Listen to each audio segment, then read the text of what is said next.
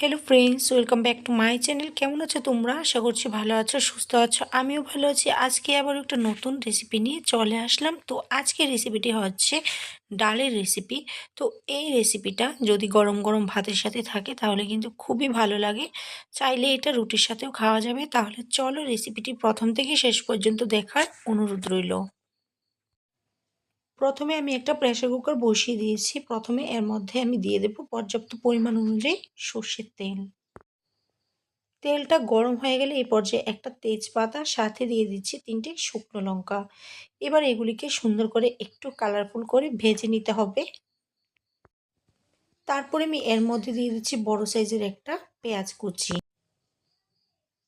তারপর আমি এর মধ্যে দিয়ে দিচ্ছি বড় সাইজের একটা রসুন কাটা। রসুনগুলিকে আমি কুচি কুচি করে কেটে নিয়েছি। এবার এগুলিকে খুব সুন্দর করে একটু ভেজে নিতে হবে। ভাজা হয়ে গেছে, কালারটা কিন্তু অনেকটাই চেঞ্জ হয়ে এসেছে। এই পর্যায়ে আমি এর মধ্যে দিয়ে দেব ডাল।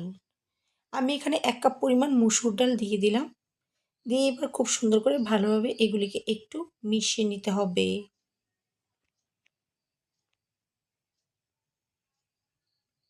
তারপরে আমি এর মধ্যে দিয়ে দেব একটা টমেটো কাটা। টমেটো কাটাগুলিকে খুব ছোট ছোট করে আমি কেটে নিয়েছি।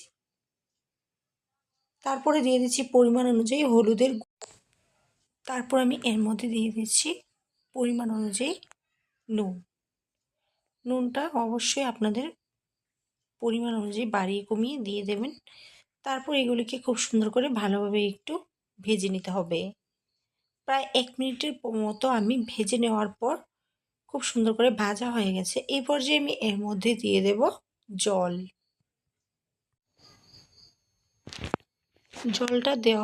জলটা দিয়ে দেব পরিমাণ অনুযায়ী। তো জল দেওয়া হয়ে গেলে তারপর হচ্ছে আমি ঢেকে একটা সিটি দিয়ে দেব যাতে ডালগুলি সিদ্ধ হয়ে যায়।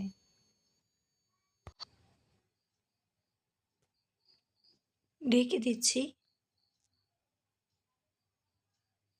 প্রায় একটা সিটি দেওয়ার পর ডালটাকে আমি মুখটা খুলে নিয়েছি। তো এই পর্যায়ে কিন্তু ডালটা মোটামুটি সিদ্ধ হয়ে গেছে। এবার আমি এগুলিকে ভালোভাবে একটু একটা ঘুটনির সাহায্যে ভালোভাবে একটু ঘেঁটে নিব। খুব সুন্দর করে ঘেঁটে নিতে হবে।